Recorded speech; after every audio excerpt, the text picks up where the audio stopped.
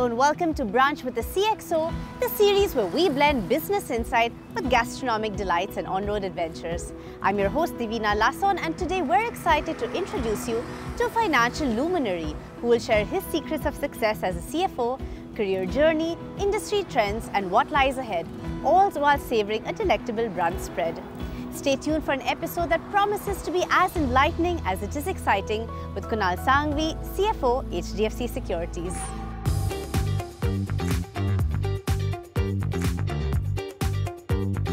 Hello. Hi Kunal, Hi. nice to meet you. Same here, Divina. Great to meet you as well. Yeah, absolutely. Thank you for being on the show. Such a pleasure to have you. Absolutely. Pretty excited with this. Absolutely. So we have a big brunch and on-road journey planned out with you. Shall we make a move? Definitely. Awesome. Let's go. Yeah, let's go.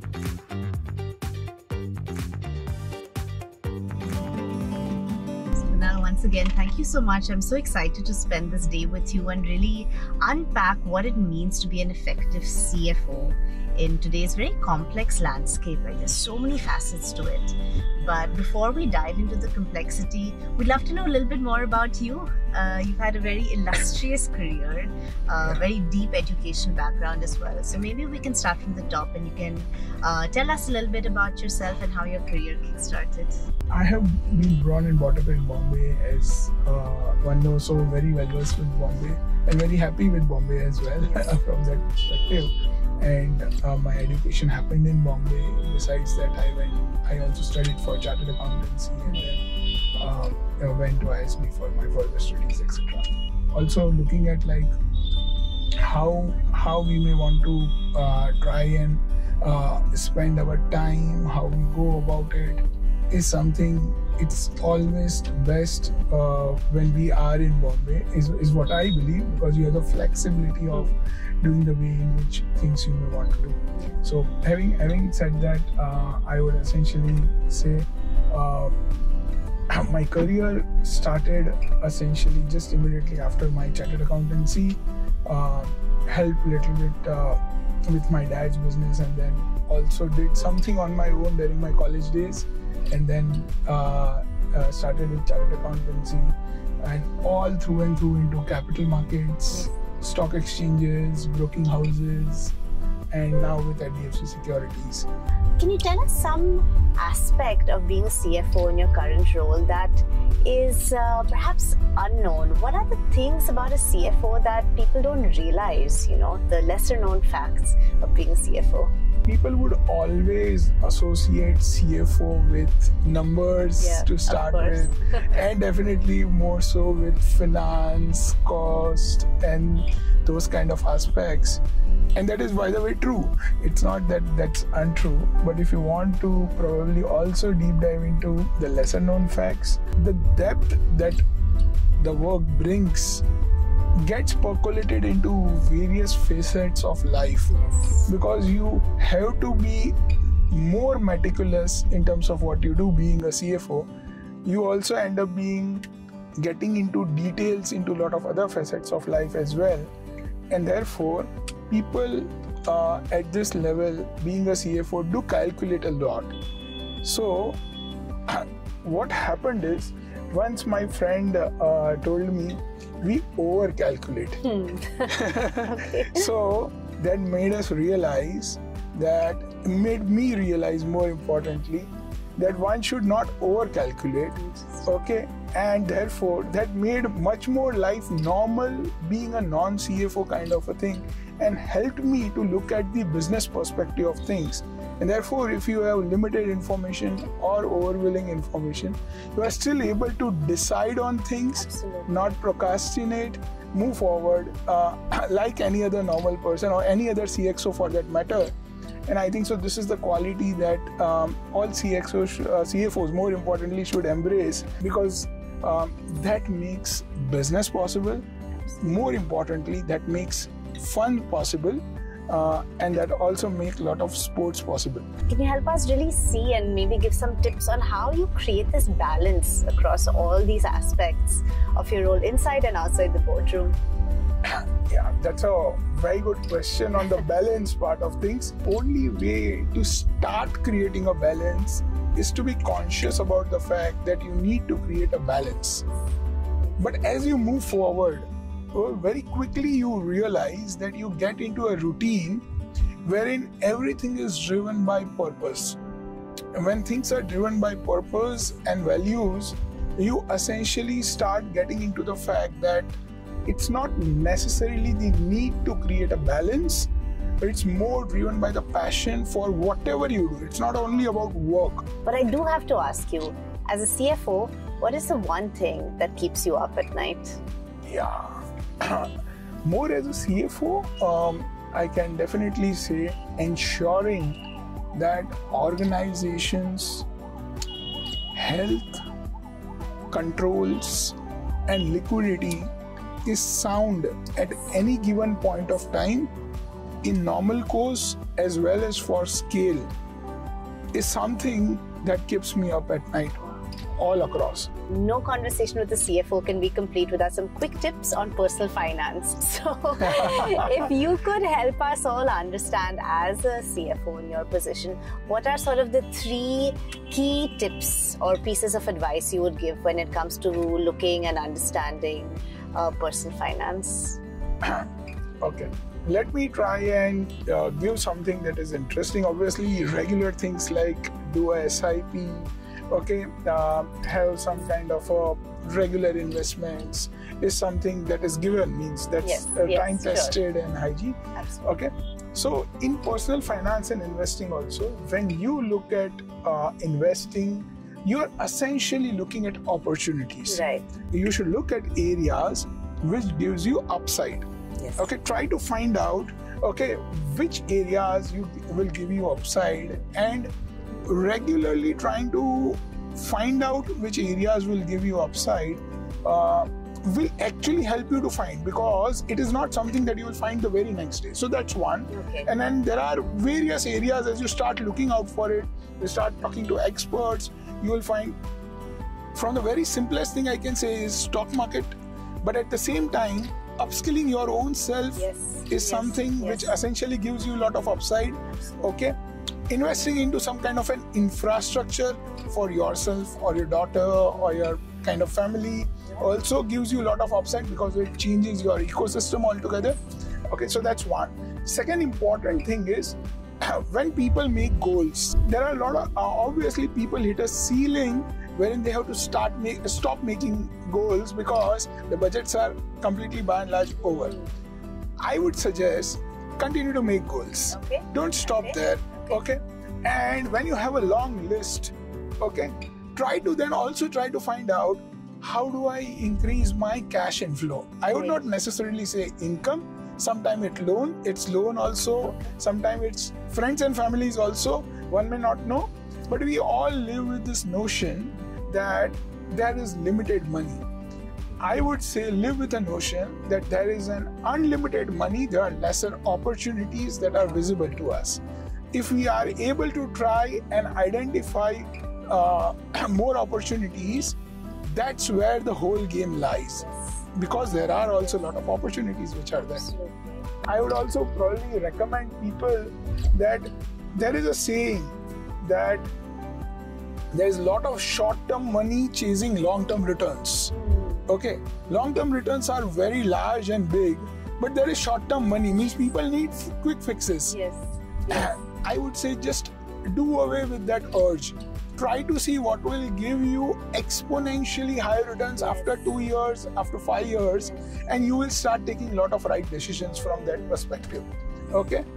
And I would not shy away from making this last recommendation on this, is that it is said that one has to be frugal, cost conscious, and that's not untrue.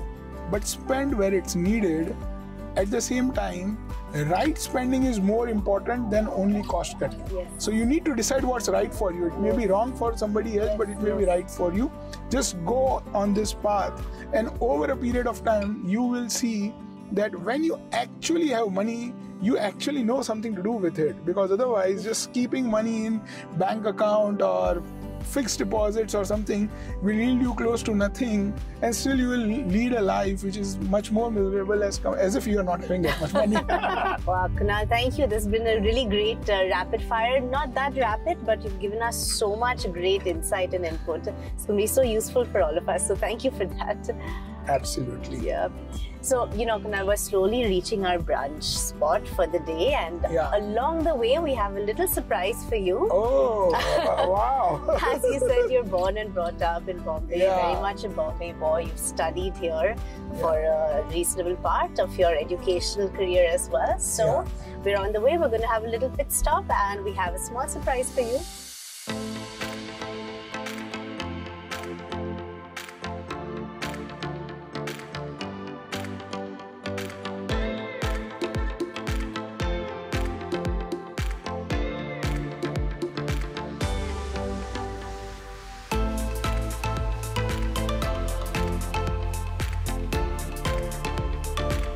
So Kunal, as promised, here's our second little treat and surprise for the afternoon. I know how well traveled you are, and you're very fond of and very familiar with international cuisine and desserts. So here's Smore Cafe, which hopefully will give us a little bit of both. Absolutely. Yeah, so we can order and go ahead with our brunch experience. Yeah, let's order. Yeah.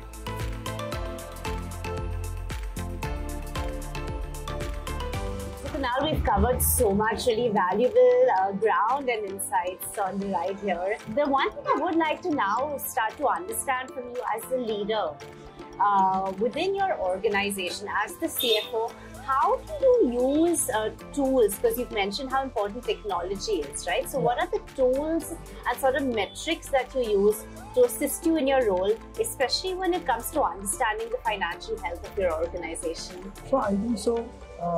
Gone are the days when essentially we used to actually look at the financial health of the organization once in a quarter or once at the end of the year.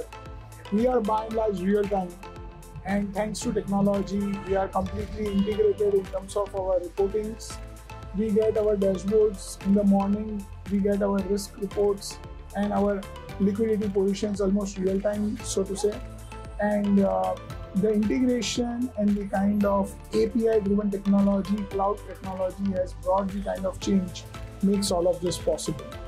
To make sure that the financial health of the organization is very well, we have to strategize well, and we try and do some projections and budgeting, and we try and create the amount of targets, and then we constantly monitor our actual results vis-a-vis targets, so that makes sure that we are heading in the right direction from what we have planned.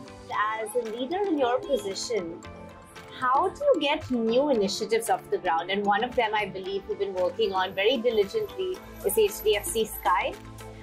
So when it comes to something like that, where it's a new idea, it's a new proposition to the organization, how do you get it off the ground and get all the various stakeholders involved on the same page? One of these initiatives that we have been working on for over maybe say last 3 to 4 years is HDFC Sky, which as we speak has completely gone live, and we are in the we have rolled it out to customers in a big bang manner. The crux of HDFC Sky essentially is that from the time we started it, we thought that the masses of India has to participate in the financial inclusion journey. And what is happening is that financial inclusion by and large remained with the classes. It hardly touched masses, more so from an equity investment perspective. So to make sure that the larger India, the India from Tier 2, Tier 3 also participates in this particular journey. And most importantly, let me not forget millennials. Millennials are the key, they are the future of India. So we kept this 2-3 considerations in mind. Besides, we also targeted price-sensitive customers, and we have built this unique proposition which is completely addressing all kinds of millennials, the larger India per se, so to say, including Tier 2, Tier 3, who can avail all the services digitally on their own and at a price point which they would like, which is completely in line with most of the competitors in this space.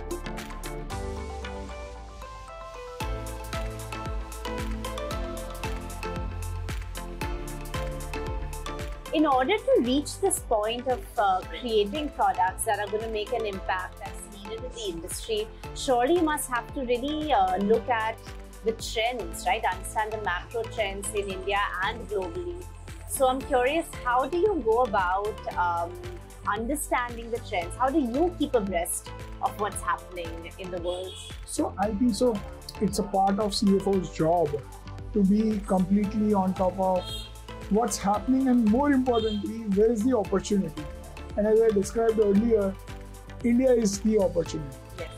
As we see, let me give you perspective of India, and we are the fastest growing economy in the world with the highest population. Yes.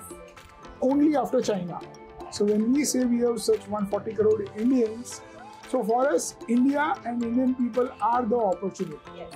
And we are so well dominated in retail.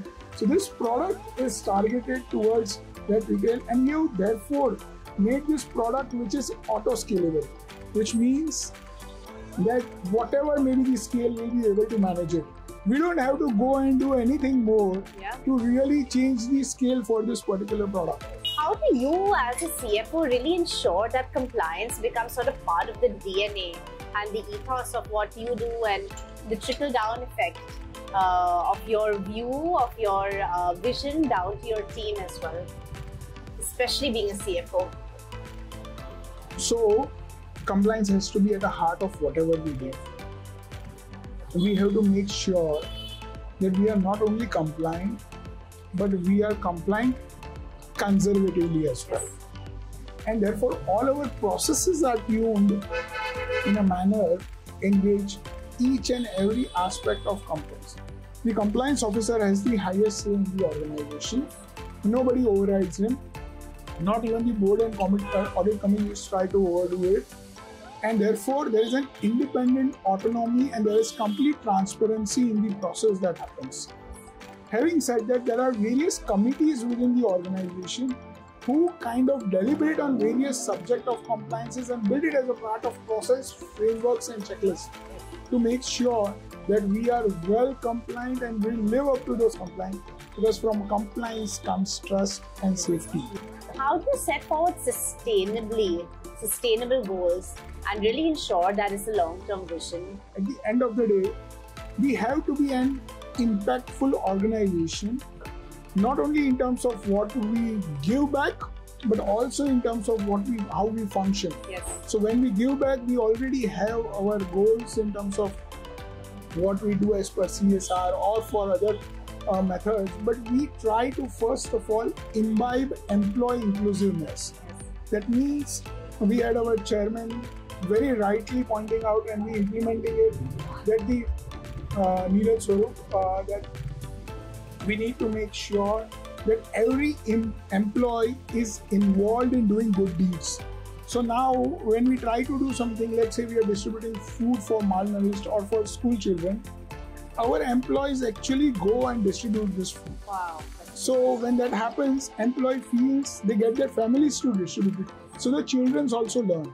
So this is more on that side. But when we come function as an organization, our properties have moved into the clouds that make sure that they consume much lesser energy.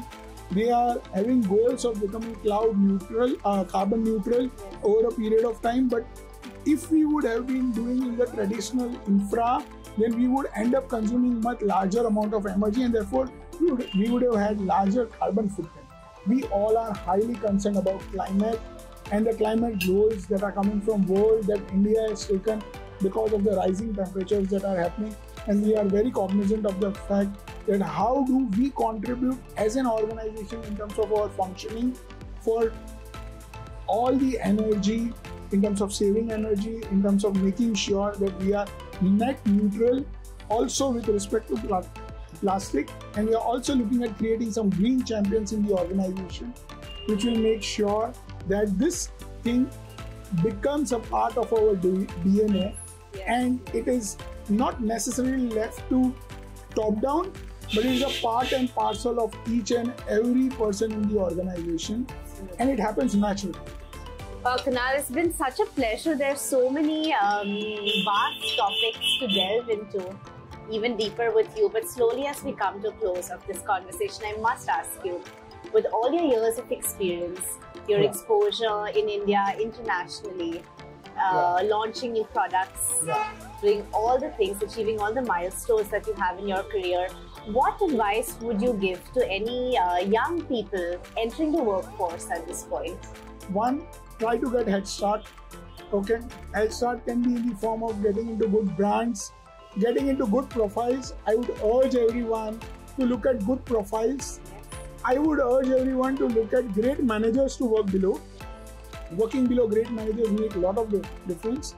I would also tell them that, recommend them that constant upskilling is the way to go. Fantastic, Kunal. Thank you so much for all this insight, all your inputs. It's been an absolute pleasure talking to you today. Same here. Thank you so much. It's been a delight to talk to you. Thank you. Thank you. Well, as we wrap up, we're leaving with a richer understanding of the CFO life and the taste of Kunal's vibrant personality. And most importantly, some invaluable lessons from an industry stalwart. For more such riveting conversations that we share with India's leading C-suite executives over a delicious brunch experience, do stay tuned to Brunch with the CXO. Until next time, many thanks for watching.